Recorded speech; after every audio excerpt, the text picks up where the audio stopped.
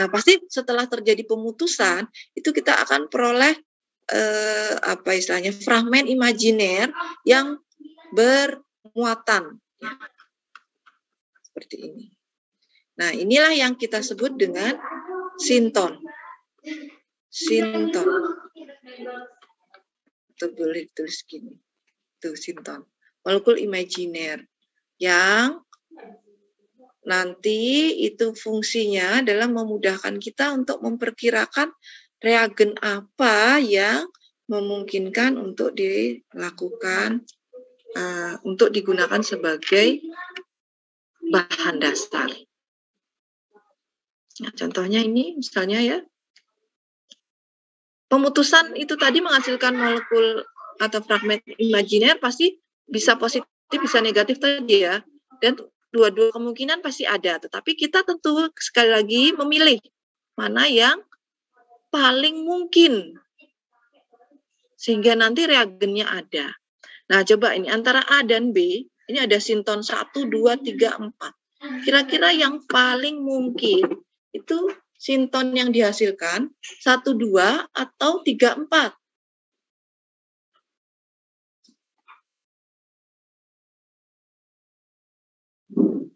Karena kalau saya putus di sini, itu kan dia akan punya kemungkinan ini, dua kemungkinan ini, A dan B ya. Bisa A-nya yang untuk A, bisa C-nya ini yang negatif, C yang sini yang positif. Untuk yang B, bisa ini yang positif, C ini yang negatif. Nah, kira-kira yang paling mungkin yang mana nih sintonnya? 1, 2, atau 3 dan 4? Yang mana?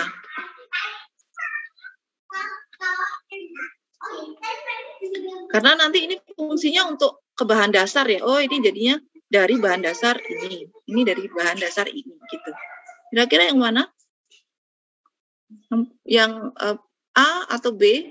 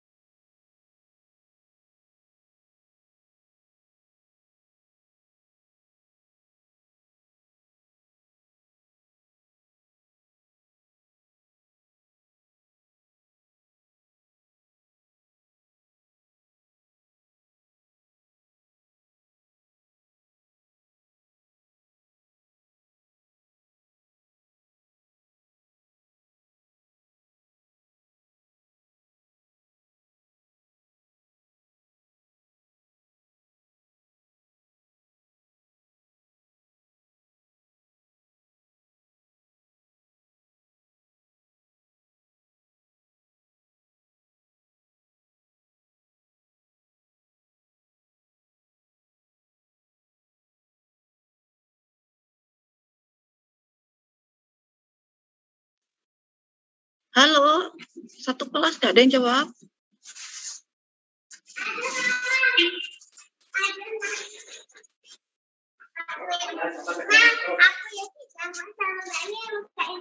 Aku yang ininya, mbaknya yang ininya itu. Terus yang masuk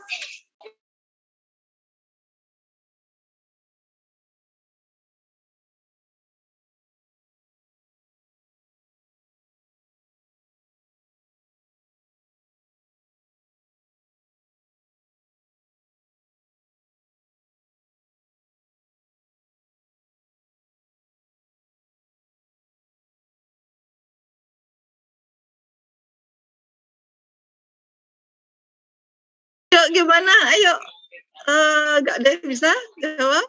Nah, 4 sinton yang mungkin itu tadi, yang paling ideal adalah sinton 1 dan 2.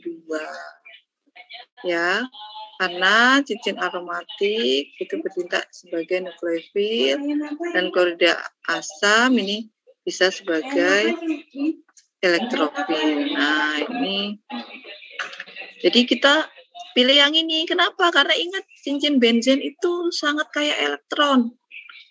Jadi dia itu muatannya di sini C-nya negatif. Sehingga bisa kita perkirakan reagennya. Oh, ini nanti H di sini. Kemudian kalau yang ini gugus karbonil, kan dia kalau muatannya positif mudah banget. Ini tinggal Cl, mengikat Cl contoh misalnya. Jadi kita bisa ketemu reagennya. Sebaliknya kalau pilih P, nanti ini kesulitan. Ini mengikat siapa ini? Kalau di sini muatannya positif, agak sulit. Ini mengikat siapa C-nya? Kalau di sini muatannya negatif. Nah, begitu ya memilih sinton ya. Jadi memilih pemutusan ikatan sehingga menghasilkan sinton. Memang semua punya kemungkinan, tapi kita pilih adalah yang paling memungkinkan sehingga nanti kita bisa memperkirakan bahan dasar. Nah, gunanya itu apa sinton ini? Yaitu tadi ya, untuk memperkirakan ini bahan dasarnya. Jadi kita bisa, ini dari sini nih, reagen yang kita butuhkan sebagai bahan dasar. Nah, saya kira itu ya, ingat. Nah, ini baru pengantar yang bahwa dalam diskoneksi, strategi yang kita lakukan ada 2. Yang pertama adalah analisis struktur target, ya penting ini dan sangat perlu untuk mengetahui struktur target. Perhatikan gugus fungsional pada molekul target. Apa gugus fungsionalnya? Karena nanti pemotongan ikatan itu pasti cenderung di sekitar gugus fungsional. Kemudian lakukan diskoneksi, pilih yang paling ideal. Jika sulit, maka boleh dilakukan IGF. Kemudian sudah tahap analisis, baru tahap sintesis. Tahap sintesisnya, kita tulis rencana sintesis. Nah, dalam hal ini, karena kita fokusnya di diskoneksi ya, maka nanti sintesisnya tidak perlu menggunakan mekanisme. Di tahap sintesisnya cukup, nanti kalau dikembalikan, reaksi apa yang diperlukan. Nah, ini perlu, hanya Anda menuliskan reagen A plus B menggunakan reaksi apa, atau nanti misalnya di diskoneksi, dilakukan IGF, nah nanti IGF-nya melalui reaksi apa, gitu. Jadi saya anggap untuk mekanismenya sebenarnya sudah dipahami ya, karena ini sudah kita bahas di materi kuliah sebelumnya. Tapi bukan berarti tidak tahu ya. Memudahkan dalam menjawab. Nah, yang diperlukan lainnya adalah satu itu mengerti mekanismenya, kemudian yang kedua kita juga mempunyai pengetahuan terkait bahan dasar yang ada ya. Bahan dasar itu jangan sampai kita buat bahan dasar sendiri, itu enggak ada sebenarnya, tapi kita buat sendiri ya, itu kan juga aneh. Ya, saya kira demikian ya kuliah yang bisa saya sampaikan. Ada pertanyaan sebelum kita akhiri?